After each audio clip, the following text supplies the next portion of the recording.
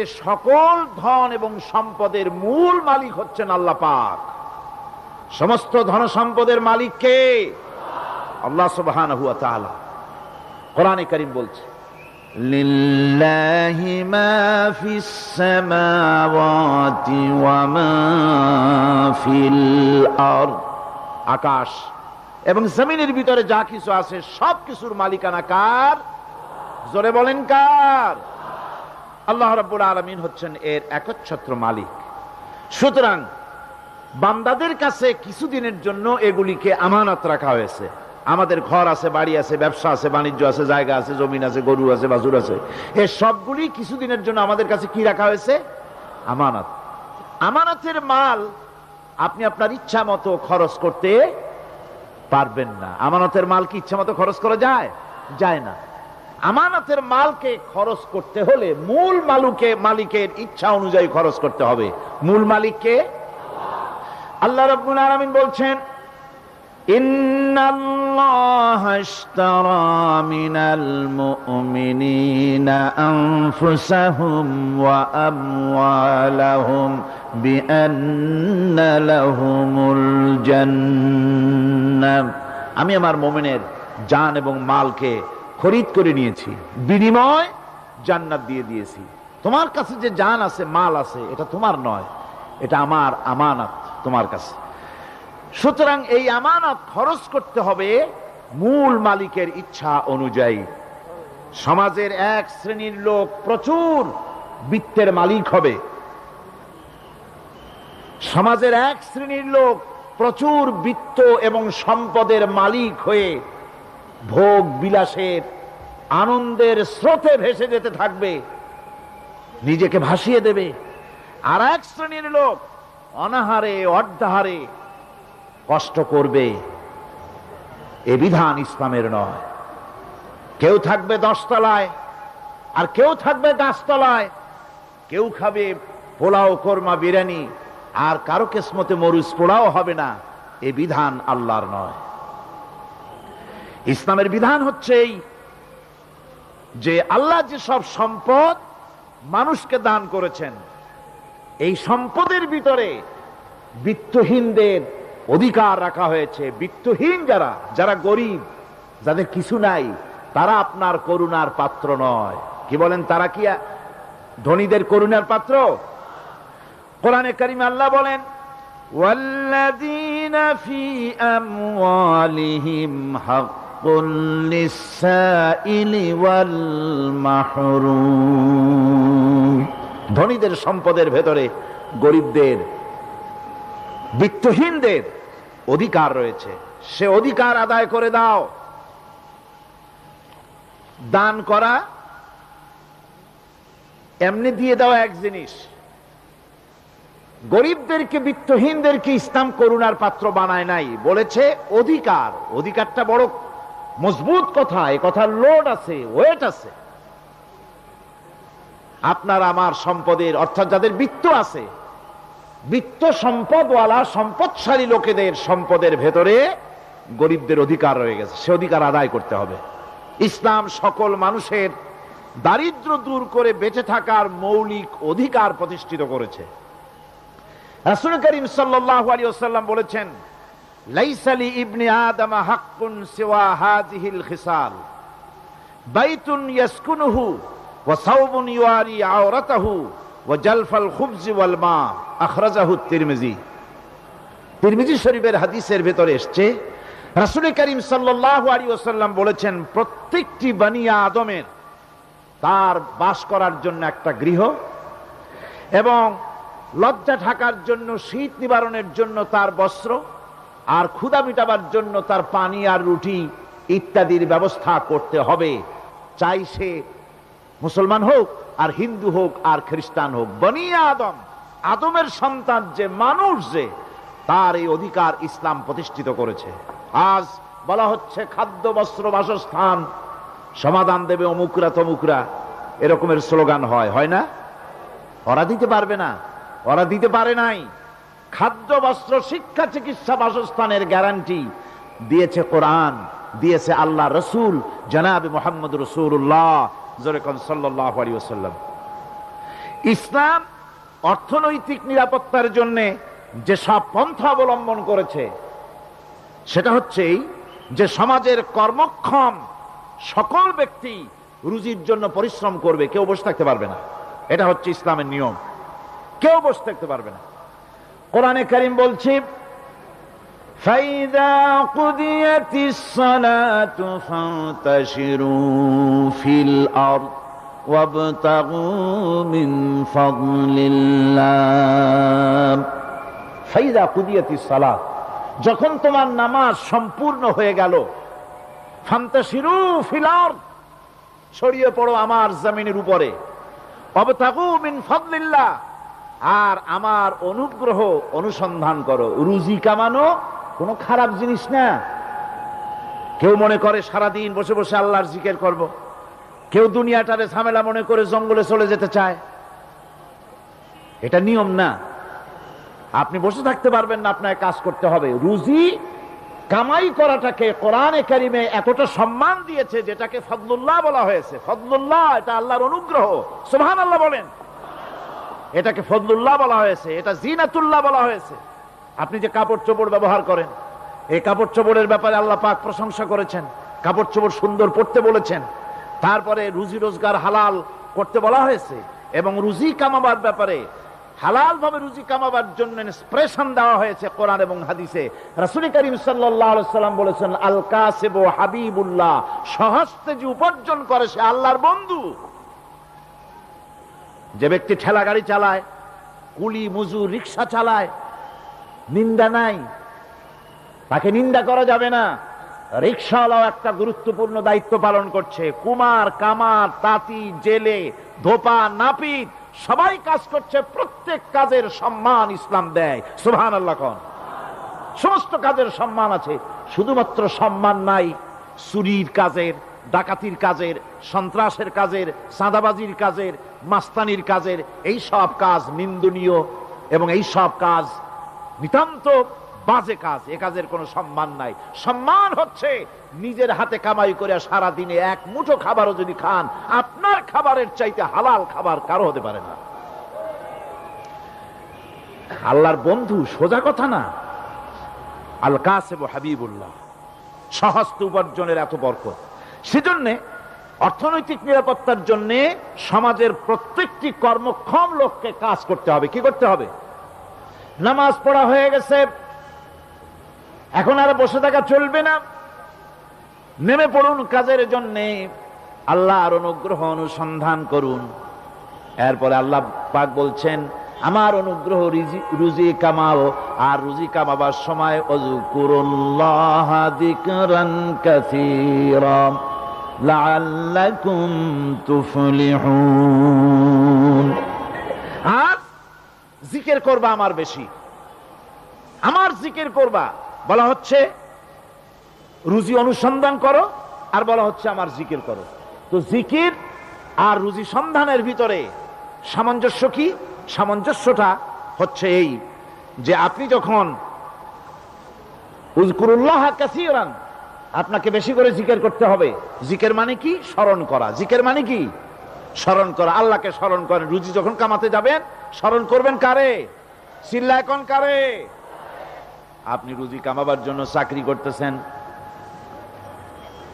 অফিসে বসে যদি আল্লাহ রাব্বুল আলামিন আপনার স্মরণে থাকে, তাহলে ঘুষ খাওয়া আপনার জন্য সম্ভব হবে না। কথা ঠিক কিনা?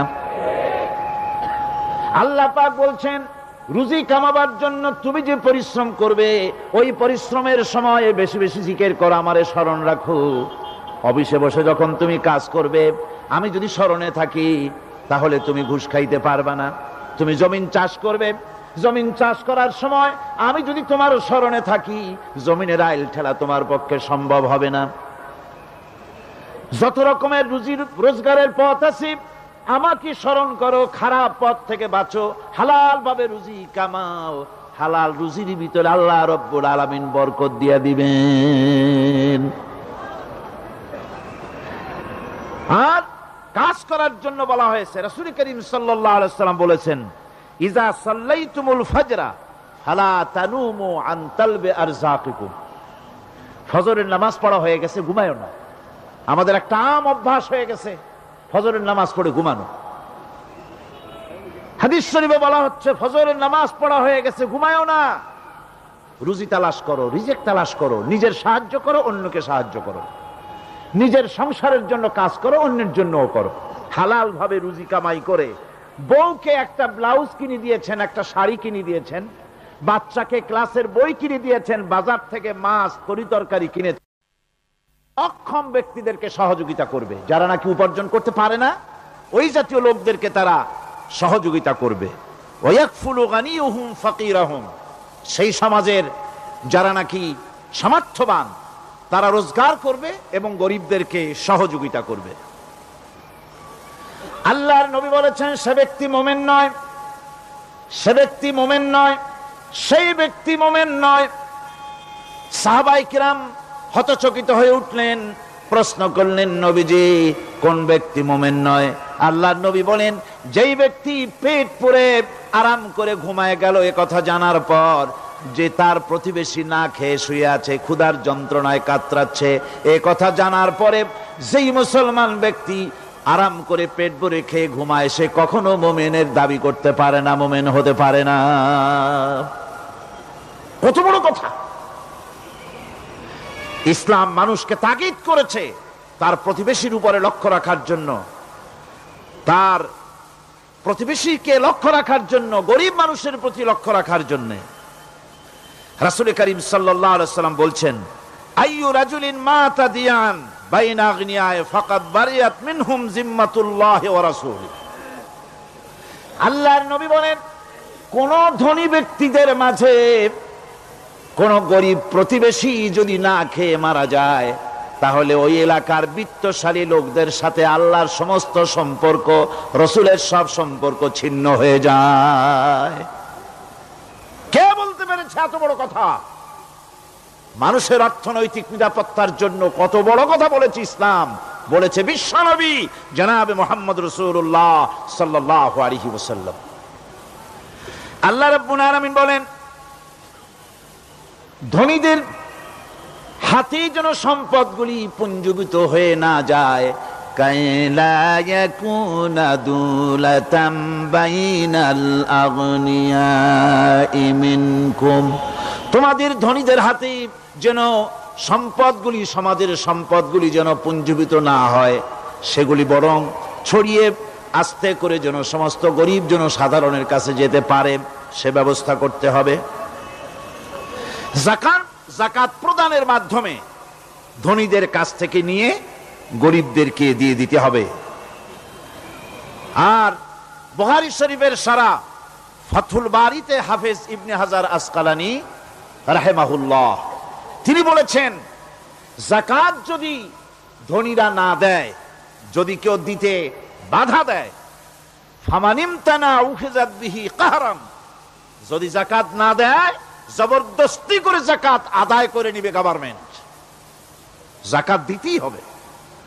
মুনকিরিনে যাকাত, যারা যাকাত দিতে অস্বীকার করেছিল, হযরতে সিদ্দিক আকবর, হযরতে আবু বকর সিদ্দিক রাদিয়াল্লাহু তাআলা আনহু, তিনি তাদের সম্পর্কে বলেছিলেন ওয়াল্লাহি লাউ কাতিলান্না মান ফাররাকা বাইনাস সালাতি ওয়াজ যাকাত, অবশ্যই আমি ওই সম্প্রদায়ের লোকের বিরুদ্ধে যুদ্ধ ঘোষণা করব যারা নামাজ আর যাকাতের মধ্যে পার্থক্য সূচিত করবে, যারা নামাজ তো পড়বে কিন্তু যাকাত দিবে না, সরকারের কাছে যাকাত আদায় করবে না, তাদের বিরুদ্ধে যুদ্ধ ঘোষণা করব। ইসলামী সরকার যদি প্রতিষ্ঠিত হয় তাহলে এই যাকাত আদায় করা হবে। যাকাত কেউ নিয়ে বসে থাকতে পারবে না, যাকাত আদায় করা হবে। আমাদের দেশে নিয়ম মাফিক যদি যাকাত আদায় করা হতো, এই দেশ যদি ইসলামী গভর্নমেন্ট হতো, আল্লাহ যেন দয়া করে দেন, কন্যা আমিন। আল্লাহ পাক যদি দয়া করে দেশটার ইসলামী রাষ্ট্র বানায় দেন তাহলে যাকাত তো আদায় করে নেওয়া হবে, যাকাত দিতে আপনি বাধ্য, গরিব মানুষ থাকবে না।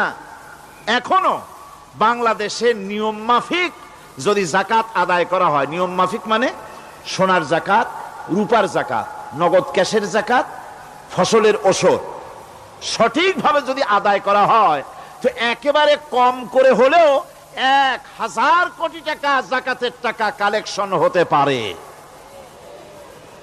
এটা কি কম কথা? 1000 কোটি টাকা, এই টাকা আদায় করা হচ্ছে না। এই টাকা আদায় না করার কারণে যে শূন্যতার সৃষ্টি হচ্ছে, এই ভ্যাকুয়ামকে পূর্ণ করার জন্য এগিয়ে এসেছে 7 সমুদ্র 13 নদীর উপর থেকে এনজিওরা।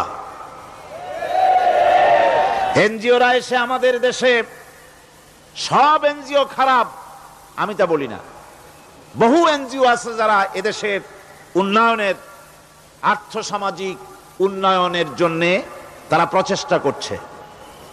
রাস্তাঘাট, স্কুল, কলেজ, চিকিৎসা ইত্যাদির দিকে কাজ করছে। যতগুলি এনজিও আমাদের দেশে আছে তার ভিতরে 52টা এনজিও গোনা বাছা যারা ইসলামের প্রকাশ্য দুশমন, আর এর শীর্ষস্থানে আছে ব্রাক। এই এনজিও গুলি তারা আমাদের দেশে এসে সুদি কারবার শুরু করেছে, পরিপূর্ণভাবে সুদের কারবার। ব্যাংকের থেকে যদি আপনি লোন নেন তাহলে 15 or 17% ইন্টারেস্ট দিতে হবে, আর ওদের কাছ থেকে যে সুদ, যে টাকা নেওয়া হয় সেই টাকায় গ্রামীণ ব্যাংক থেকে শুরু করে ব্রাক বলেন, কারিতাস বলেন, অক্সফাম বলেন, অ্যাডাপ বলেন, যেগুলি আছে এগুলি সুদ নেয় 30 থেকে 34% পর্যন্ত। গোটা জাতিকে গ্রাম পর্যায়ে তারা সুদের নিবিড় চাষ করতেছে, ঘরে ঘরে সুদ পৌঁছে দিয়েছে, মুসলমান নারীদেরকে বেহুরমতি করেছে, ইসলামের ঐতিহ্য ধ্বংস করতেছে, নারীদেরকে বিপর্দা করতেছে, আমার দেশের ফ্যামিলি স্ট্রাকচারকে এনজিওরা ধ্বংস করে দিচ্ছে।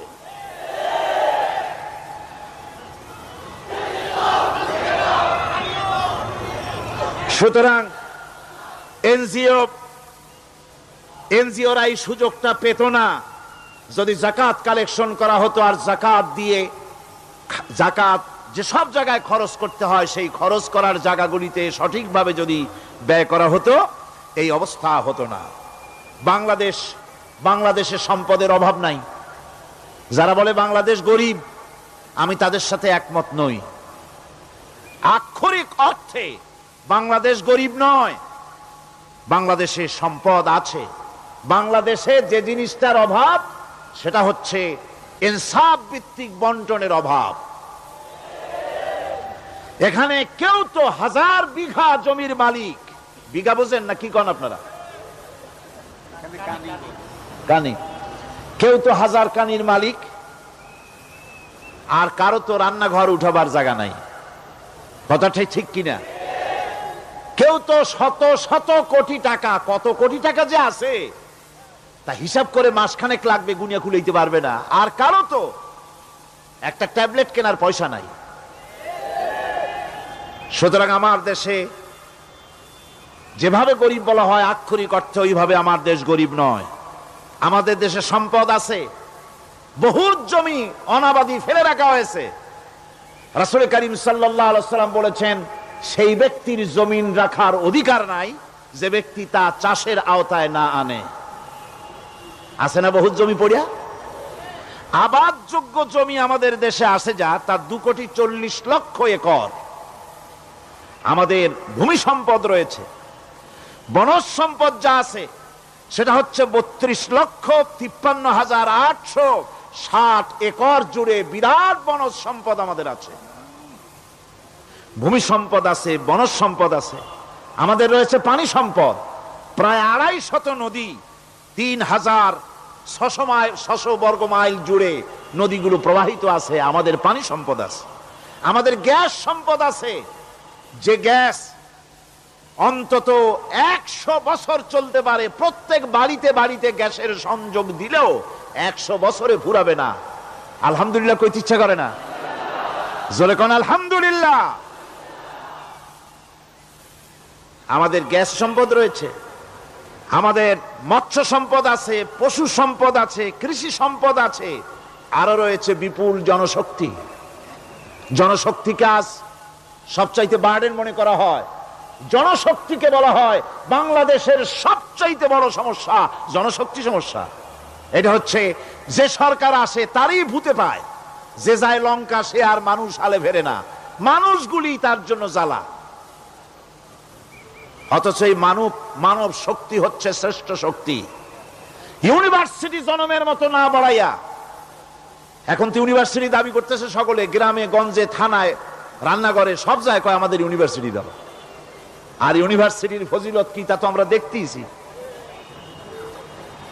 এর থেকে বেশি করে পলিটেকনিক ইনস্টিটিউট, ভোকেশনাল ইনস্টিটিউট ইত্যাদি যদি বানানো হতো, ভিক্ষার হাতকে কর্মীর হাতে যদি পরিণত করা যেত, মানুষগুলিকে যদি কর্মক্ষম করা যেত, তাদেরকে যদি মডার্ন টেকনোলজি যদি শিক্ষা দেওয়া যেত, তাহলে এই মানব শক্তি রপ্তানি করে বা পৃথিবীর বিভিন্ন দেশ থেকে মূল্যবান বৈদেশিক মুদ্রা অর্জন করা যায়। সেটা না করে মানুষ হইছে জ্বালা, জনমের মতো এদেরকে মারো। এটা হচ্ছে ট্রেনের থার্ড ক্লাস প্যাসেঞ্জার্স মেন্টালিটি। সেটা কিরকম? সেটা হচ্ছে ট্রেনে যখন মানুষ চলে তৃতীয় শ্রেণীতে, একবার উঠে বসলে সে অন্যের জন্য জায়গা ছাড়ে না। জায়গা খালি আছে, আরেকজন আসে বললে ভাই আমার একটু বসতে দাও, কয় না ভাই এখানে লোক আছে। আসলে কিন্তু লোক নাই। আপনি যদি বলেন যে সেই লোক আসলে আমি জায়গা ছেড়ে দেবো, ততক্ষণ তো বসি, আপনি বসলেন, এরপরে আপনি তো বুঝছেন যে লোকটা ফাঁকিতেছে, ওই চিন্তা আপনার মধ্যেও ঢুকবে, আর একজন আসবে বসার জায়গা আছে, আপনি বলবেন না এখানে জায়গা নাই। ট্রেনের থার্ড ক্লাস প্যাসেঞ্জারদের যে মন মানসিকতা, বর্তমান মুসলিম দেশগুলির সরকার প্রধানেরা ঠিক ট্রেনের থার্ড ক্লাস প্যাসেঞ্জারদের চাইতেও থার্ড ক্লাস। মানব শক্তিকে কাজে লাগাবার চিন্তা না করে উল্টা চিন্তা তারা করছেন। এত সম্পদ থাকা সত্ত্বেও বাংলাদেশ আজ যে অভাব সৃষ্টি হয়েছে তা কৃত্রিম, এবং তা সৃষ্টি হয়েছে এটা এর একমাত্র দায়ী এর জন্য রাজনৈতিক ষড়যন্ত্র। রাজনৈতিক ষড়যন্ত্রের কারণেই এই অভাব সৃষ্টি হয়েছে। গোড়া থেকেই আমাদের দেশটি ষড়যন্ত্রের শিকার। প্রথমে ব্রিটিশ বেনিয়ারা 200 বছর পর্যন্ত গোলামির জিনজির পরিয়ে দিয়েছে। 200 বছর গোলামির পর দ্বিজাতি তত্ত্ব এবং মুসলিম সংখ্যাগরিষ্ঠতার ভিত্তিতে 47-এর আজাদি, তারপর পশ্চিমাদের শোষণ বঞ্চনা থেকে মুক্তি লাভের জন্য 71-এর আজাদি, এরপরে দেশের 90% হচ্ছে মুসলমান। 90% কারা? চিল্লায় বলেন না কারা? পৃথিবীর এই দ্বিতীয় বৃহত্তম মুসলিম জনগোষ্ঠীকে খ্রিস্টান আর ইহুদিরা তারা চেয়েছে জনগণকে খ্রিস্টান বানাতে। আমাদের দেশের জনগণকে তারা চায় খ্রিস্টান বানাতে। যারা কমিউনিস্ট তারা চায় আমাদেরকে নাস্তিক বানাতে। আর পার্শ্ববর্তী দেশের পেইড এজেন্ট যারা আমাদের দেশে আছে তারা চায় পৃথিবীর নিকৃষ্টতম কুফরি মতবাদ, ধর্ম নিরপেক্ষ মতবাদের মাধ্যমে গোটা জাতিকে ধর্ম থেকে দূরে সরিয়ে দিতে চায়। সুতরাং এই ষড়যন্ত্রের শিকার হয়ে আছে বাংলাদেশ। বাংলাদেশের এই আর্থসামাজিক প্রেক্ষাপটে ইসলামের বিধান ছাড়া, আল্লাহর দেওয়া বিধান ছাড়া এর কোনো মুক্তি নাই, এর নাজাতের কোনো পথ নাই। আল্লাহ রাসূল ক্ষমতা আরোহণ করলেন, রাষ্ট্রের মালিক হলেন, প্রেসিডেন্ট হলেন। রাসূলুল্লাহ কি হলেন? আল্লাহর নবী প্রেসিডেন্ট হলেন। সমাজের গরিব দুঃখীদের ব্যাপারে নবীজি বললেন, মান তারাকা মালান ফালওয়ারাসাতিহি ওয়া মান তারাকা দিয়ান আও কুল্লা ফালিয়াতিনি ফাইন্না মাওলাহু, রাওয়াহুল বুখারী। নবীজি বলেন, যে ব্যক্তি মারা গেল, মরে যাওয়ার পর তার যে সম্পদ থাকবে, এই সম্পদগুলি সে যে সন্তান, স্ত্রী, পুত্র যাদের রেখে গেছে তা তাদের জন্যে। আর যদি সে ঋণগ্রস্ত, যদি ঋণ অবস্থায় সংসারকে রেখে যে থাকে, তাহলে তার ঋণের বোঝা, ঋণের পরিশোধের দায়িত্ব আমি মুহাম্মদ সাল্লাল্লাহু আলাইহি ওয়াসাল্লাম নিয়ে নিলাম। সমাজের যার কোনো অভিভাবক নাই, তার অভিভাবক আমি মুহাম্মদ সাল্লাল্লাহু আলাইহি ওয়াসাল্লাম।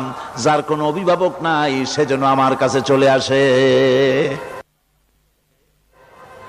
ইসলামী রাষ্ট্র এই বিধান পেশ করেছে। এর চাইতে সুন্দরতম বিধান পৃথিবীতে আর কেউ দিতে পারে নাই। সেজন্যে সেই সমাজে চুরি বন্ধ হয়েছে, ডাকাতি বন্ধ হয়েছে, জেনা বন্ধ হয়েছে, সব বন্ধ হয়ে গিয়ে সুন্দর একটি সমাজ প্রতিষ্ঠিত হয়েছিল।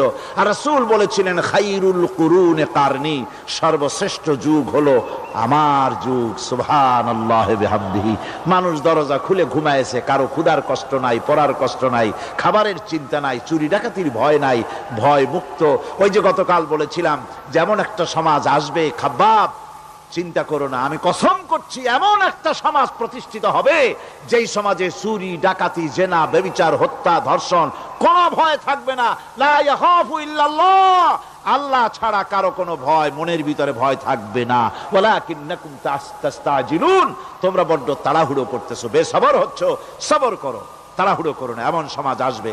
রাসূলুল্লাহ এরকম একটা সমাজ গোটা পৃথিবীবাসীকে উপহার দিতে পেরেছিলেন না পারেন নাই? পেরেছিলেন কিনা? সেই কথাই আল্লাহ রাব্বুল আলামিনের কথার সঙ্গে এবার মিলান। লাইসাল বিররা আন তুওয়াল্লু বুজুহাকুম কিবালাল মাশরিকি ওয়াল মাগরিব। পূর্ব পশ্চিমে কত মাথা ঘুরালে, চেহারা ঘুরালে এটাই কিন্তু তোমার পুণ্যবান হওয়ার জন্য, নেককার হওয়ার জন্য যথেষ্ট নয়।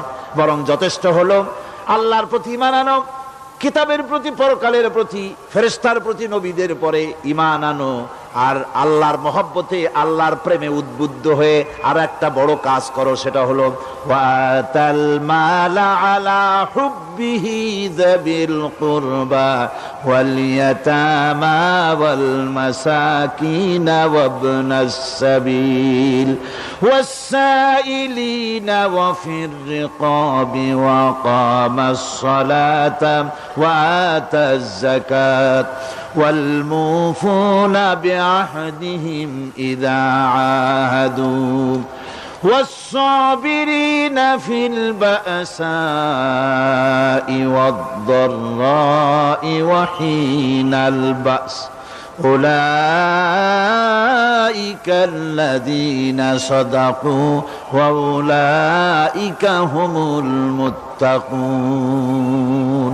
আরেকটি গুরুত্বপূর্ণ কাজ করতে হবে আল্লাহ পরকালে বিশ্বাস করার সাথে সাথে, সেটা হলো এই, তোমাদের জানের মতো প্রিয় ধন এবং সম্পদকে আল্লাহর মহব্বতে খরচ করতে হবে। সেজদা দিয়ে কপালে দাগ লাগাইছো, কিন্তু প্রতিবেশীকে সাহায্য করো নাই, গরিবদেরকে দাও নাই, এতিমকে দাও নাই, বোনকে ঠকাইছো, মেয়েকে ঠকিয়েছো, তোমার ওই সেজদায় কিয়ামতে কাজ দিবে না।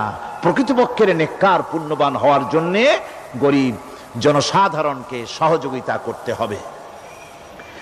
এরপরে মাঝখান থেকে যেটা বাদ দিয়েছিলাম, বলেছিলাম নামাজ এবং যাকাত। আমি যাকাতটা কালকে আগে নিয়ে এসেছিলাম, নামাজটা ছিল আগে। সেই নামাজটা যেহেতু আলাদা একটা বিষয় হবে, আর যাকাতটা সাদকার সাথে সামঞ্জস্য আছে, সেই জন্য যাকাত আর সাদাকার কথাটা একসঙ্গে মিলাই বলেছিলাম। এখন শুরু করছি নামাজ। সালাত,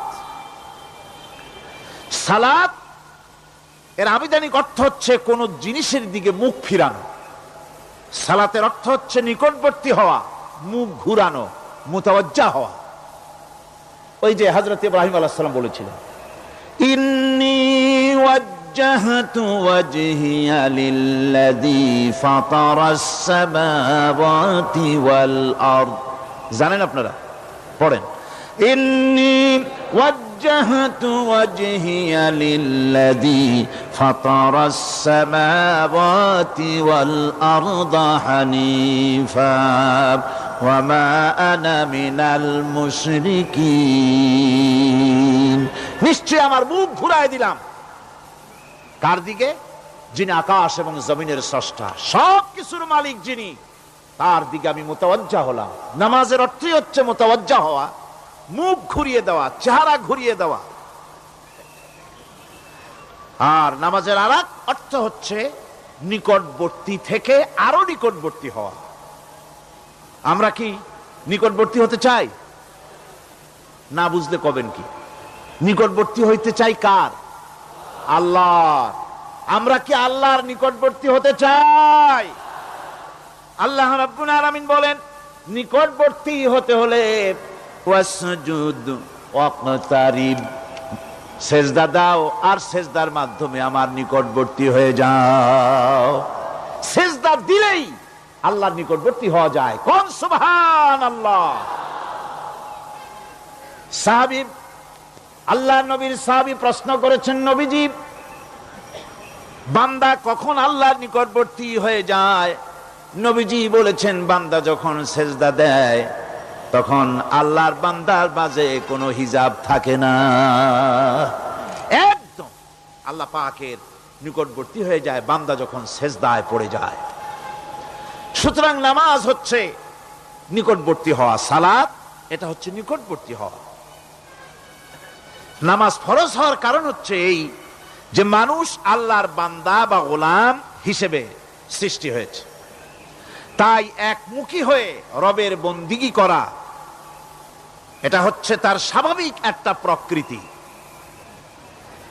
আল্লাহ রাব্বুল আলামিন এই প্রকৃতির দাবি মিটাবার জন্যই নামাজের ব্যবস্থা করেছেন। মানুষের ফিতরত, মানুষের নেচার, মানুষের ফিতরত হচ্ছে এই যে কারো না কারো কাছে মাথা নত করা, হাত জোড় করা, মাথা নত করা,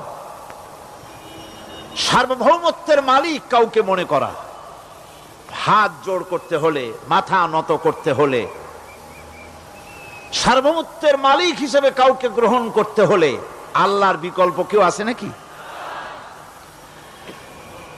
ইসলামের মূল দাওয়াতটা হলো ফিতরাত অনুযায়ী দাওয়াত দেওয়া হয়েছে। মানুষ যেন মাথা নত করে, গোলামি করে। এজন্য আল্লাহ রাব্বুল আলামিন বলেছেন যে আমি মানুষ এবং জিনকে সৃষ্টি করেছি, তার কারণটাই হলো মা খালাকতুল জিন্না ওয়াল ইনসা ইল্লা লিয়াবুদুন। মানুষ আর জিন জাতিকে সৃষ্টি করা হয়েছে ইবাদতের জন্য, গোলামির জন্য। ইবাদত আর গোলামি এটাই করতে হবে, গোলামি করতে হবে, দাসত্ব করতে হবে। আর এই দাসত্ব, আল্লাহর আনুগত্যই গোলামির দাওয়াত দিয়েছেন দুনিয়ার সব নবীরা। কোন নবী বলেন নাই যে আমার গোলামি করো। কেউ বলেছেন? বলেন জোরে, কেউ বলেছেন?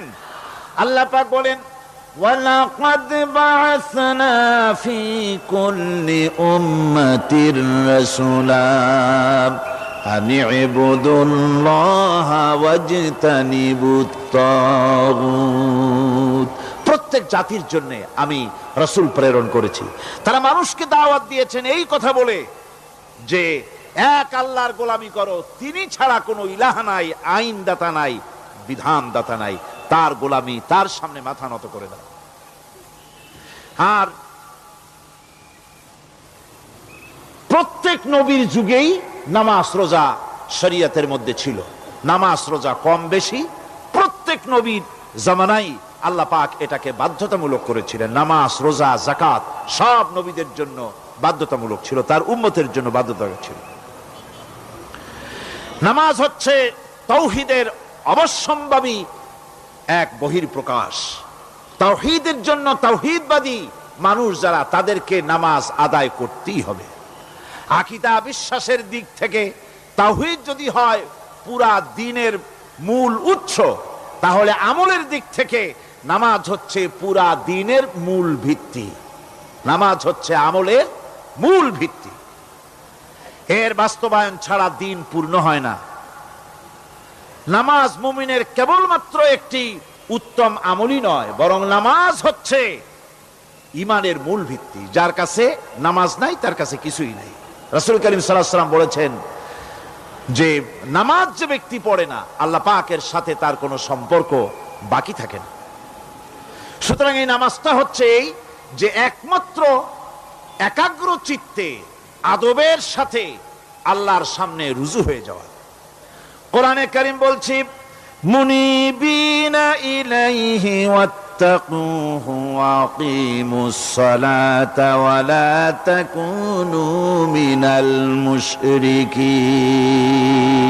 তোমরা আল্লাহর দিকে রুজু হয়ে যাও এবং তাকে ভয় করে অন্যায় কাজ থেকে বিরত থাকো আর নামাজ কায়েম করো, মুশরিকদের অন্তর্ভুক্ত হয়ে যেও না। নামাজ কায়েম করা, নামাজের আদেশ কোরআনে কারীমের মধ্যে আল্লাহ পাক বহু জায়গায় করেছেন। ঈমানের পর নামাজই হচ্ছে সবচেয়ে বড় জরুরি। একজন মানুষ ঈমান আনলো, যেমন কালকে একজন ঈমান এনেছে, ঈমান আনার সাথে সাথে তার প্রথম কাজ কি বলুন? বলেন প্রথম কাজ কি? ফজরের নামাজের আগে একজন ইসলাম কবুল করলেন, তার প্রথম দায়িত্ব নামাজকে আদায় করে দেওয়া, ফজরের নামাজ পড়া। জোহরের আগেই কেউ ঈমান আনলো, তার প্রথম দায়িত্ব জোহরের নামাজ আদায় করা। আসরের নামাজের আগে ঈমান এনেছে, তার প্রথম দায়িত্ব হলো আসরের নামাজ আদায় করা। তার মানে হলো ঈমান আনার পর একজন ঈমানদারের প্রথম দায়িত্ব হচ্ছে নামাজ। গুরুত্বপূর্ণ বিষয়, খুব ভালো করে শুনতে হবে, ইয়াদ রাখতে হবে প্রত্যেকটি মুসলমানের। এই নামাজ কি জিনিস, কেমনে আদায় করতে হবে, আদায় না করলে কি হবে, গুরুত্বপূর্ণ এই কথাগুলি প্রত্যেকের স্মরণ রাখতে হবে। হযরতে মূসা আলাইহিস সালামকে আল্লাহ রাব্বুল আলামিন ওহী প্রদান করলেন। যেদিন ওহী দিলেন, ওহী দিয়ে সেই মুহূর্তে আল্লাহ পাক তাকে শোনালেন, ইন্নানি আনাল্লাহ লা ইলাহা ইল্লা আনা ফা'বুদনি ওয়া আকিমিস সালাতা লিযিকরি। নিশ্চয়ই আমি আল্লাহ, আমি ছাড়া কোনো ইলাহ নাই, আমার গোলামি করো, আমার দাসত্ব করো, আর আমার শরণার্থে নামাজ কায়েম করো। নামাজ নামাজ নামাজ কায়েম করতে হবে, এটাই হচ্ছে ঈমানের সবচেয়ে বড় দাবি। অন্যত্র আল্লাহ পাক বলছেন, কুল ইন্না হুদাল্লাহি হুয়াল হুদা ওয়া উমিরনা লিনুসলিমা লিরাব্বিল আলামিন। হে নবী বলুন, প্রকৃতপক্ষে আল্লাহর হেদায়েত হচ্ছে সঠিক হেদায়েত। সত্যিকারের হেদায়েত কার হেদায়েত? আল্লাহ পাকের হেদায়েত। এবং তার পক্ষ থেকে নির্দেশ করা হয়েছে যে সারা জাহানের মালিকের সামনে মাথা নত করে দাও। মাথা নত করবেন কার কাছে? আল্লাহ পাকের কাছে। ওয়া আনাকিমুস সালাতা ওয়াত্তাকুহু ওয়া হুয়াল্লাযী ইলাইহি তুহশারুন। আর নামাজ প্রতিষ্ঠা করো, আর আল্লাহ রাব্বুল আলামিনের ভয়তে সমস্ত অপরাধমূলক কাজ থেকে, অসামাজিক কার্যকলাপ থেকে বিরত থাকেও। আর একদিন মনে রেখো, তোমাদের সকলকেই আল্লাহ রাব্বুল আলামিনের দরবারে উপস্থিত হতে হবে। নামাজ ঈমান থাকা না থাকার প্রমাণ। ঈমান আছে কি ঈমান নাই, এর প্রমাণ কি? নামাজ। আল্লাহ পাক বলছেন, ফালা সাদ্দাকা ওয়ালা সাল্লা ওয়ালাকিন কাযযাবা ওয়া তাওয়াল্লা। কিন্তু না সে সত্য মেনে নিল, আর না সে সালাত আদায় করলো, বরং সত্যকে মিথ্যা মনে করে ফিরে গেল। নামাজটাই হচ্ছে একজন মানুষের, সে মুমিন না কাফের তা প্রমাণ করার জন্য, এটাই হচ্ছে মূল কথা। কিয়ামতের দিন মানুষ যে জাহান্নামে যাবে, জাহান্নামের জন্য, জাহান্নামে যে সব কারণে যাবে তার মধ্যে বড় কারণ, কালকে বলেছিলাম, দেখি মনে আছে নাকি, বড় কারণ কয়টা? কয়টা? আলহামদুলিল্লাহ মনে আছে। আল্লাহ রাব্বুল আলামিন বলেন, ইয়াতাসাআলুনা আনিল মুজরিমিন। কিয়ামতের দিন অপরাধীদেরকে জিজ্ঞেস করা হবে, মা সালাকাকুম ফি সাকার, জাহান্নামে কেন আসছো? জবাবে তারা বলবে, ক্বালু লাম নাকু মিনাল মুসাল্লিনা ওয়া লাম নাকু নুতঈমুল মিসকিন। নামাজ পড়ি নাই, আর এতিম মিসকিনদের খেতে দেই নাই, এই কারণেই জাহান্নামে এসেছি। নাউযুবিল্লাহ।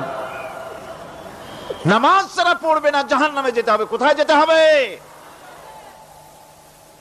কেউ কেউ মনে করতে পারবেন নামাজের ওয়াজ তো বহু শুনছি, এর চাইতে গুরুত্বপূর্ণ জিনিস আর নাই। নামাজের চাইতে গুরুত্বপূর্ণ ইবাদত আল্লাহর সৃষ্টি করেন নাই। মুসলমানের জন্য সর্বশ্রেষ্ঠ ইবাদত কি? চিল্লায় এখন জোরে বলেন কি? এই নামাজ আকসার মানুষের নামাজ হয় না। যারা আমরা নামাজ পড়ি, বহু লোকের নামাজ পড়ে ঠিক, কিন্তু নামাজ আদায় হয় না। আমি সে কথা বলবো সামনের দিকে, প্রাণ খুলে শুনবেন, কাজে লাগবে ইনশাআল্লাহ। কোন ইনশাআল্লাহ? আকীদাগত দিক থেকে ঈমান হলো তাওহীদের স্বীকৃতি, আর আমলের দিক থেকে নামাজ হচ্ছে তাওহীদের বহিঃপ্রকাশ। আপনি মুসলমান তা প্রমাণ হবে নামাজ দিয়ে। নামাজহীন ঈমানের দাবি মূল্যহীন। যার নামাজ নাই তার ঈমানের দাবি করার কোনো মূল্যই নেই। অনেকে এরকম কথা বলে, হুজুর আমি মানুষটা নিতান্ত খারাপ না, যাই মনে করেন, গ্রামে রাস্তা বানাইছি, ব্রিজ করে দিয়েছি, কালভার্ট করেছি, এতিম মিসকিনরে তাও মাঝে মধ্যে খাবার দেই। নামাজ হচ্ছে ইসলামের গণ্ডির মধ্যে প্রবেশের প্রমাণ। কোরআনে কারীম বলছে, ফাইন তাবু ওয়া আকামুস সালাতা ওয়া আতাউজ যাকাতা ফাইখওয়ানুকুম ফিদ্দীন। সূরা তওবা এসেছে। তারা যদি তওবা করে আর নামাজ কায়েম করে, যাকাত যদি আদায় করে, তাহলে এখন তোমাদের সে দ্বীনি ভাই, এখন ভাই হয়ে গেল। একটু আগে ছিল কাফের মুশরিক, এখন তোমার দ্বীনি ভাই। দ্বীনের গণ্ডির মধ্যে প্রবেশ করা, কলেমা পড়ার সাথে সাথেই নামাজ। নামাজ হচ্ছে দ্বীনের প্রধান গেট, দ্বীনের প্রধান তোরণ। দ্বীনের মধ্যে প্রবেশ করার জন্য এই গেট দিয়ে প্রবেশ করতে হবে। সুতরাং এই নামাজের এতই গুরুত্ব দেওয়া হয়েছে। ইসলাম যদি ক্ষমতায় আসে, আল্লাহ যেন এনে দেন, জোরে কোন আমিন। ইসলাম যদি ক্ষমতায় এসে যায়, রব্বুল আলামিন তাফসীরের মাহফিল, কোরআন সামনে নিয়া আশা করে তোমার দরবারে দোয়া করি, এই বিশাল জনসমুদ্রের দোয়া কবুল করো মাবুদ গো, এই বাংলাদেশকে ইসলামের দেশ বানাইয়া দাও। দেশটা যদি ইসলামের হয়ে যায়, আইন যদি আল্লাহর হয়, শাসন যদি সৎ লোকেরা করে, রব্বুল আলামিন কোরআন শরীফে বলেন, তাহলে তারা 4টা কাজ করবে। আল্লাযীনা মাক্কান্নাহুম ফিল আরদ আকামুস সালাতা ওয়া আতাউজ যাকাত ওয়া আমারু বিল মা'রুফি ওয়া নাহাউ আনিল মুনকার। মুমিনেরা ক্ষমতায় এসে প্রথম যে কাজটা করবে, প্রথমে ক্ষমতা এসেই নামাজ বাধ্যতামূলক করবে। প্রথম কি? ওয়াজ নসিহতে অনুরোধ করা হবে না, বাবাজিরা আল্লাহর রাস্তায় নামাজটা পড়ে না। রেডিও এবং টেলিভিশনের মাধ্যমে রাষ্ট্রপ্রধান অর্ডার করে দিবেন, আজ থেকে বাংলাদেশের 12 কোটি তাওহীদি জনতা, নারী পুরুষ যারা আকেল বালিগ, সকলের জন্য নামাজ বাধ্যতামূলক, নামাজ পড়তেই হবে। এটা অর্ডার।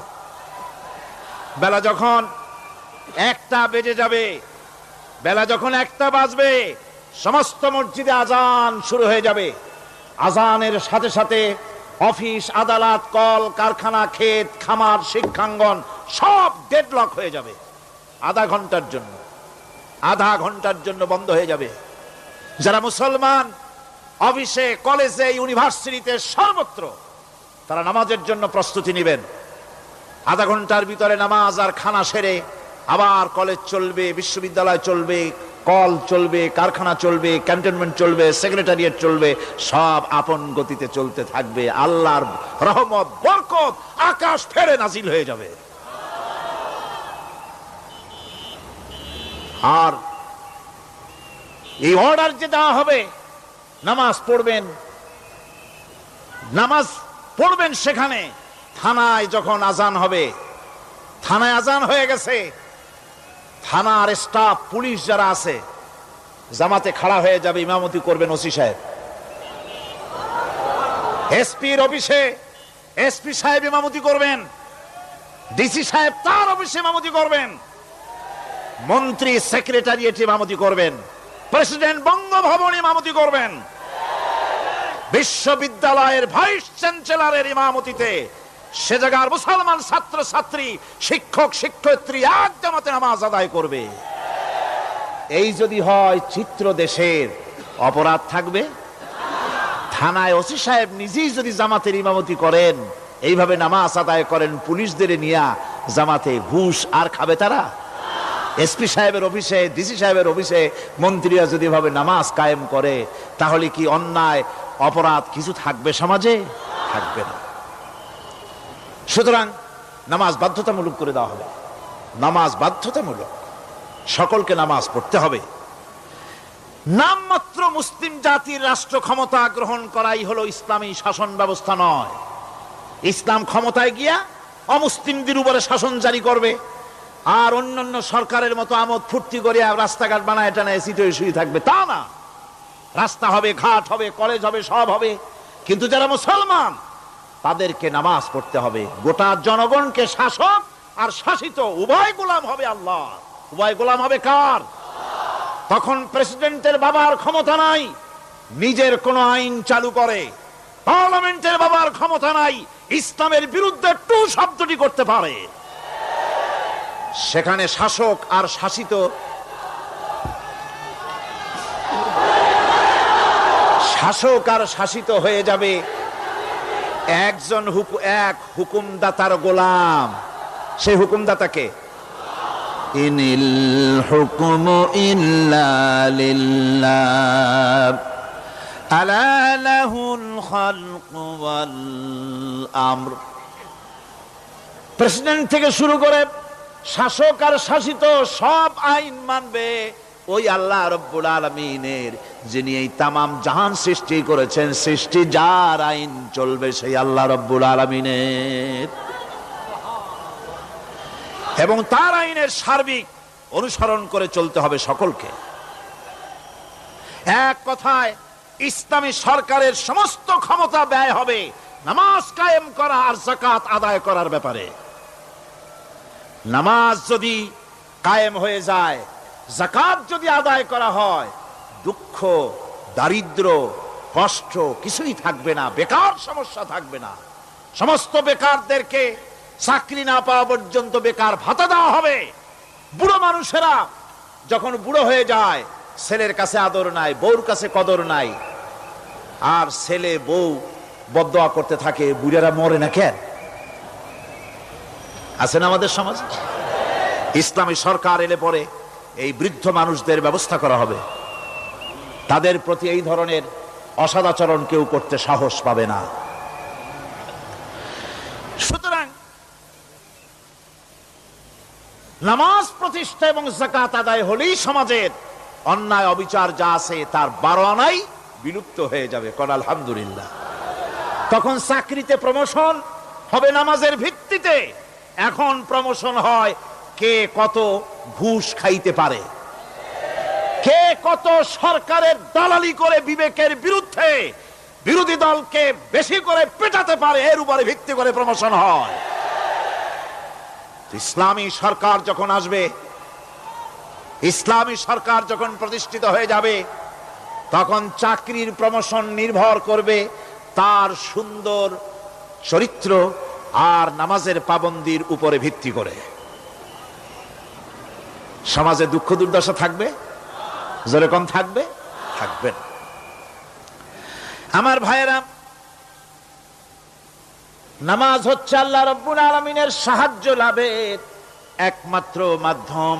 আল্লাহর কাছে যদি সাহায্য পেতে চাই তাহলে নামাজ লাগবে। লাগবে কি কোন? ولقد أخذ الله ميثاق بني إسرائيل وبعثنا منهم 12 نقيا وقال الله إني معكم لئن أقمتم الصلاة। আল্লাহ পাক বলেন, বনি ইসরাইলদের নিকট আমি ওয়াদা নিয়েছিলাম, তোমরা যদি মানুষদেরকে অসামাজিক কার্যকলাপ থেকে যদি তোমরা ফিরাইতে পারো, মানুষদেরকে অসামাজিক কার্যকলাপ থেকে তোমরা ফিরাবে। 12টা গোত্রের জন্য 12 জন নকিব নির্দিষ্ট করে দেওয়া হলো, তাদের দায়িত্ব দেওয়া হলো। মানুষদেরকে, সমাজের লোকদেরকে অন্যায় কাজ থেকে তারা ফিরাবে, ভালো ভালো কাজ করার জন্য তাদেরকে আদেশ করবে, অসামাজিক অধর্মীয় কাজ থেকে বাঁচাবার চেষ্টা করবে। এইটা যদি তোমরা করো তাহলে আমি তোমাদের সাথে আছি। শর্ত হলো একটা, তোমাদেরকে নামাজ কায়েম করতে হবে। নামাজ যদি কায়েম করো আমার মদদ তোমাদের জন্য অবধারিত হবে। নামাজ প্রতিষ্ঠা করলেই আল্লাহর সাহায্য লাভ করা যায় জীবনের সকল ক্ষেত্রে। নামাজ হচ্ছে অপকর্মের প্রতিবন্ধক। নামাজ পড়লে অন্যায় কাজ থেকে বাঁচার পথ। অন্যায় থেকে বাঁচাই কিসে? নামাজ। আল্লাহ রাব্বুল আলামিন বলেন, উতলু মা উহিয়া ইলাইকা মিনাল কিতাবি ওয়াকিমিস সালাম ইন্নাস সালাতা তানহা আনিল ফাহশাই ওয়াল মুনকার। হে নবী, এই কিতাব তেলাওয়াত করো, যা তোমার প্রতি অবতীর্ণ করা হয়েছে, এই কিতাব তেলাওয়াত করো আর নামাজকে প্রতিষ্ঠা করো। নিঃসন্দেহে নামাজ মানুষকে পাপাচার থেকে বাঁচায়া দেয়। অশ্লীলতা, পাপাচার থেকে মানুষকে বাঁচায় কে? জোরে চিল্লায় কোন কে? নামাজ। এই নামাজ মানুষকে অন্যায় কাজ থেকে বাঁচায় দেয়। নামাজ যে মানুষকে অন্যায় কাজ থেকে বাঁচায়, কেমনে বাঁচায়? আমরা যে নামাজ পড়ি, এই নামাজে তো আমাদেরকে অন্যায় কাজ থেকে বাঁচাইতে পারে না। নামাজি বহুত মানুষ আছে অন্যায় করে, করে কিনা কোন? না করে না? করে। নামাজি অথচ অন্যায় করে। আর আল্লাহ বলছেন নামাজিকে, নামাজ তাকে অশ্লীলতা থেকে ফিরায়। তাহলে কথা কারটা ঠিক? আল্লাহরটা। জোরে বলেন, কারটা ঠিক? অবশ্যই আমার আল্লাহর কথা হক। আমি ভুল করতেছি, আমি যেন কোথাও ভুল করতেছি, সামথিং ইজ রং, কোথাও যেন আমরা ভুল করে বসতেছি, সেই ভুলটা কি আমরা আবিষ্কার করতে চেষ্টা করবো ইনশাআল্লাহ।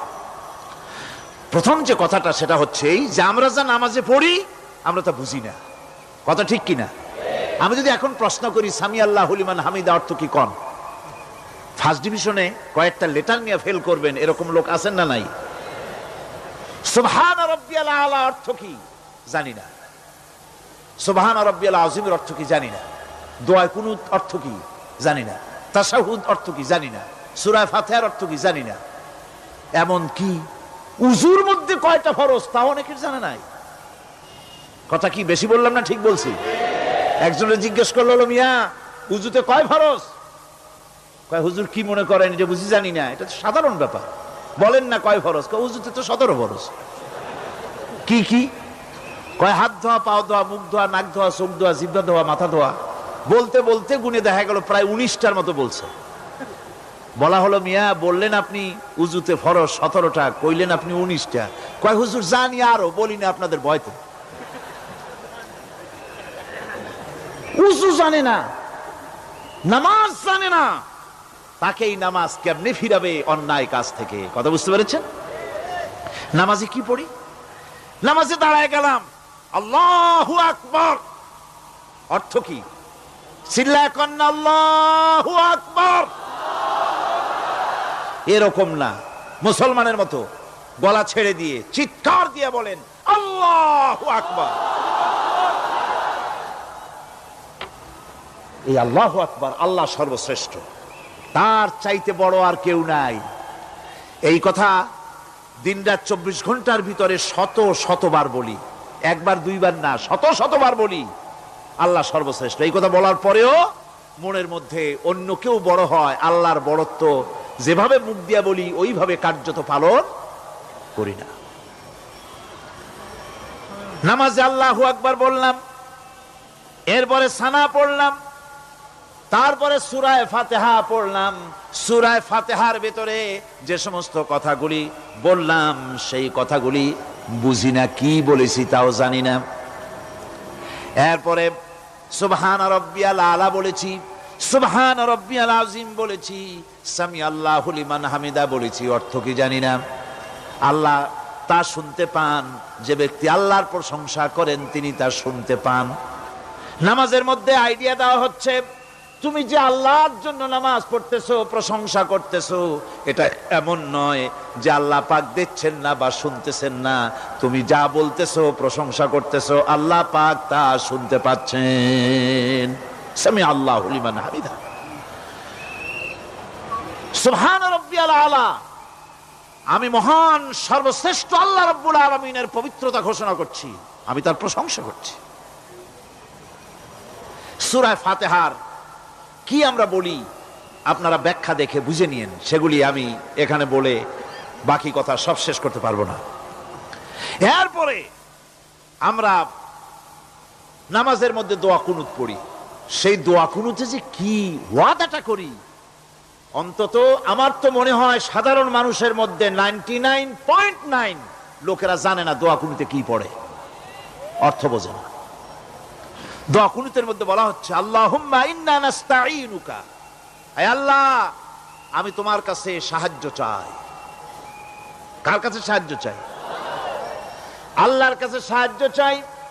নামাজের ভিতরে বলতেছেন, এই কথা যদি অর্থ আপনি জানতেন যে তোমার কাছে সকল ব্যাপারে সাহায্য চাই তোমার কাছে, এই কথাটা যদি মনে প্রাণে বুঝতেন, তাহলে দুনিয়ায় কোনো মাজারে গিয়া মরা জিন্দা মানুষের কাছে গিয়া নিজের ছেলে মেয়ে চাইতেন না, চাকরির উন্নতি চেতেন না। আপনি নামাজের ভিতরে বলতেছেন আপনার কাছে, আয় আল্লাহ আপনার কাছে সর্বপ্রকারের সাহায্য আপনার কাছে চাই। নামাজের ভিতরে কিসের মধ্যে বলতেছেন? বিশ্বাস যদি করতেন, যদি বুঝতেন, তাহলে যত বড় পীর আসুক দেশ থেকে আর বিদেশ থেকে, সন্তান চাওয়ার জন্য পাগল হয়ে পায়ের উপরে পড়ে থাকতেন না, আল্লাহর কাছেই চাইতেন। কার কাছে চাইতেন? এরপরে বলতেছেন আস্তাগফিরুকা, তোমার কাছে ক্ষমা চাই, গুনাহ করেছি, অনেক গুনাহ করেছি, তোমার কাছে ক্ষমা চাই, কারণ সাহায্য করতে পারো তুমি, গুনাহ মাফ করতে পারো তুমি। গুনাহ মাফ করার ক্ষমতা কি আছে পৃথিবীর কারো? আকাশে জমিনে আল্লাহ ছাড়া মানুষের গুনাহ কেউ মাফ করতে পারে? এরপরে বলতেছি অনুমিনু বিকা, আয় আল্লাহ আমি তোমার উপর ঈমান এনেছি, পরিপূর্ণভাবে তোমার উপরে ঈমান এনেছি। ওয়া নাতাওয়াক্কালু আলাইক, আর তোমার উপরেই কেবলমাত্র ভরসা করেছি। ঈমান এনেছি তোমার উপরে, ভরসা করছিও তোমার উপরে। এই কথাগুলি যদি আমরা বুঝতাম, তাহলে আত্মাটা বড় হয়ে যেত, মাথাটা আল্লাহ ছাড়া কারো সামনে নত হতো না। ঠিক না বেটি? আল্লাহ ছাড়া কারো সামনে মাথা নত হতো না। আল্লাহর উপরই ভরসা, তোমার উপর ভরসা করছি, তোমার উপর ঈমান এনেছি। এরপরে বলছি ওয়ানুসনি আলাইকাল খায়র, সর্বপ্রকার কল্যাণের সাথে তোমার প্রশংসা করতেছি। ওয়ানাশকুরুকা, আর তোমার কৃতজ্ঞতা স্বীকার করছি, আমি তোমার শুকর আদায় করি, সর্ব ব্যাপারে তোমার শুকর আদায় করি। আর কি করি? ওয়ালা নাকফুরুকা, আমি কুফরি করি না, অকৃতজ্ঞ নই, আমি তোমার কৃতজ্ঞ বান্দা, আমি অকৃতজ্ঞ নই। একথা আপনি নামাজের মধ্যে বলেন, কিন্তু কৃতজ্ঞতা স্বীকার করেন না। আল্লাহ যে ছেলে দিয়েছে শুকর আদায় করেন না, আল্লাহ যে সুন্দরী বউ বা ভালো বউ দিয়েছেন শুকর আদায় করেন না, আল্লাহ সন্তান দিয়েছে শুকর আদায় করে না, আল্লাহ রাব্বুল আলামিন চাকরি দিয়েছেন, বাড়ি দিয়েছেন, জায়গা দিয়েছেন, জমিন দিয়েছেন, যৌবন দিয়েছেন, স্বাস্থ্য দিয়েছেন, শুকর আদায় করে না। আল্লাহ পাক বলেন, বান্দারে যে অবস্থায় থাকো শুকর আদায় করো। লা ইন শাকারতুম লা আযীদান্নাকুম ওয়া লা ইন কাফারতুম ইন্না আযাবী লাশাদীদ। আমার নিয়ামতের শুকর যদি আদায় করো আমি বেশি করে বাড়ায় দেব, আর যদি শুকর আদায় না করো তাহলে মস্ত বড় শাস্তি রেখে দিয়েছি। সব ব্যাপারে শুকর আদায় করো, আমার নিয়ামতের শুকর আদায় করো। চোখ দিয়া দেখতে পাও, কও আলহামদুলিল্লাহ। মুখ দিয়া কথা বলতে পারো, কও আলহামদুলিল্লাহ। যা খাও মজা লাগে বলো আলহামদুলিল্লাহ। কাজ করতে পারো বলো আলহামদুলিল্লাহ। সব ব্যাপারে আল্লাহর শুকর আদায় করতে হবে। শুকরিয়া আদায় করলে রব্বুল আলামিন তারে আরো বাড়ায় দিবেন। এই কথাই বলতেছি, আল্লাহ শুকর করি, আর তোমার সাথে আমি কুফরি করি না, কৃতজ্ঞ আমি নই। ওয়া নাখলাউ ওয়া নাতরুকু মান ইয়াফজুরুকা, আর আমি ওয়াদা করতেছি এই কথা, তোমার সাথে যারা প্রকাশ্য দুশ্মনী করে, যারা প্রকাশ্য গুনার মধ্যে লিপ্ত আছে আর তোমার সাথে দুশ্মনী করে, ওদের সাথে আমার সমস্ত সম্পর্ককে ছিন্ন করে দিলাম। দেখছেন নামাজে কি কইলেন আপনি? আপনি নামাজে কত বড় কথা বললেন। ওয়ানাতুরুকু মান ইয়াফজুরুকা, আয় আল্লাহ, আমি ওয়াদা করছি তোমার সাথে যারা দুশ্মনী করে, যারা প্রকাশ্য গুনাহ করে, তাদেরকে আমি পরিত্যাগ করছি, তাদের সাথে আমার কোনো সম্পর্ক নাই। এই কথা বলার পরে আপনার সম্পর্ক কার সাথে একটু চিন্তা করেন তো। আপনার বন্ধু কারা? ইলেকশন আসলে ভোট দেন কাদেরকে? কাদের চা খাওয়ান, কাদের চান্দা দেন? একটু চিন্তা করেন, অঙ্কের সাথে মিলাই নেন। তাহলে দেখুন, মুখে বলে এক কথা, কাজে করে আর একটা। আরে কি কয়? চিল্লায় কোন? আরে কি কয়? আর এই মুনাফিকি করতেছেন কার সাথে? আল্লাহর সাথে। কোন নাউজুবিল্লাহ। নামাজে কি পড়েন সেটা যদি জানতেন, অবশ্যই আল্লাহ রাব্বুল আলামিনের কথা কার্যকরী হয়ে যেত। ইন্নাস সালাতা তানহা আনিল ফাহশাই ওয়াল মুনকার। নামাজ মানুষকে পাপের কাজ, অশ্লীলতা থেকে ফিরাতে পারে। আল্লাহ ইন্না বসায়ছেন, নিশ্চয়ই, বেশক, অবশ্যই নামাজ পাপ থেকে ফিরাবে। কিন্তু কেমনে ফিরাবে নামাজ তো বুঝি না। নামাজ তো বুঝি না, খালি সেজদা দেয় জনমের মতো। আর সেজদা কি? নামাজে যদি দেখে ইমাম দেরি করতেছে, আত্তাহিয়াত পড়তে দেরি হয়ে যাচ্ছে, পিছন থেকে সিগন্যাল মারে, ঠিক কিনা? বেয়াদব, বেয়াদব। তোমার নামাজ, তোমার আত্তাহিয়াত আগে শেষ হয়েছে, তাতে কি হয়েছে? চুপ করে বসে থাকো। ইমামকে কাশি দিয়া সতর্ক করার অধিকার তোমার নাই। যদি ইমামকে সতর্ক করার জন্য কাশি দিয়ে থাকো, তোমার নামাজ ফাসেদ হয়ে যাবে। এটা ফাজলামি করার জায়গা না, এটা নামাজ। এর নাম কি? ধীরে সুস্থে নামাজ পড়তে হবে। অনেকে মসজিদটালে মনে করে জেলখানা। ঢুকতে যত দেরি, বেরোতে পারলে যেন বাসে যান ছটফট করে। সিনেমার মধ্যে গিয়ে ঘন্টার পর ঘন্টা বসে থাকে, খারাপ লাগে না? মসজিদে কেরাত যদি একটু লম্বা পড়ে, পিছনে বসে খালি কি যে করে, মনে মনে বলতে থাকে যে ইমাম এমন কাঁচা ছাড়া ছাড়ি না। আর গান যখন শোনে, শুনতেই থাকে। কত মজা, ঘুম আসে না। নাউজুবিল্লাহ। সুতরাং নামাজে কি পড়েন সেটা আপনাকে বুঝতে হবে। এরপরে বলা হচ্ছে